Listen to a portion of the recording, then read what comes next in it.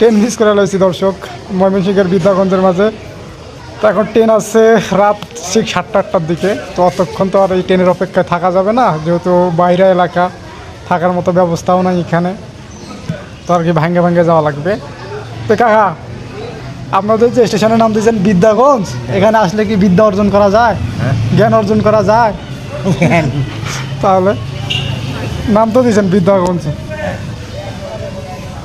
আসলে এটা স্টেশনের নাম হচ্ছে বিদ্যাগঞ্জ। সাইনবোর্ডটা ক্লিয়ার দেখা যাচ্ছে না। তো বিদ্যাগঞ্জ স্টেশন ময়মনসিংহ। বাজার সাথে করতে আসছেন নাকি এবারে? হ্যাঁ। কী করে কিনলেন চাষির ঘরের জন্য? হ্যাঁ, চাষির ঘরের জন্য কী কিনলেন? কিনছি না দিদি, কিনবো। কী কী কিনবেন? বাজার বাজার করবো, কাঁচা বাজার। কাঁচা বাজার শাড়ি টাড়ি কিনবেন না?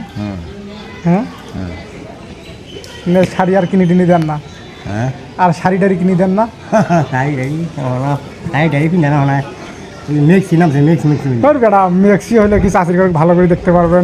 না, শাড়ি কাপড় তা আছে তো আর কিনবে না। ওই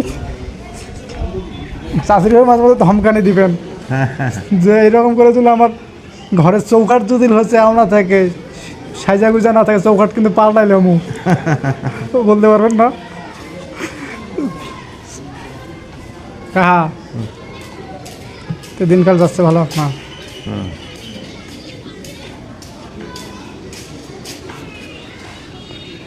তাই যাই হোক, কাকার সাথে দেখা সাক্ষাৎ করে ভালো লাগলো।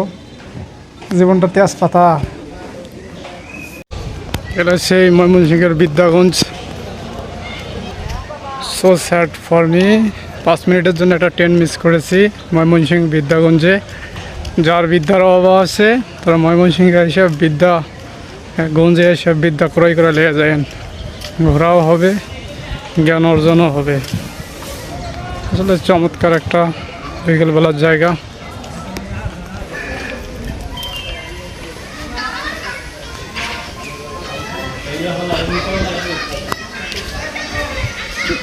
স্টেশন মাস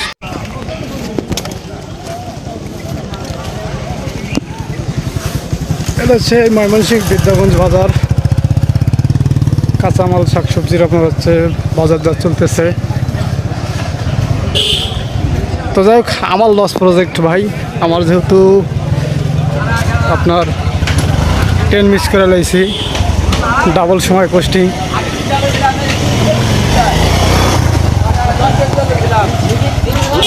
কিছুই করার নাই, একটু ভাঙ্গা ভাঙ্গা যাওয়া লাগবে, সময় বেশি লাগবে।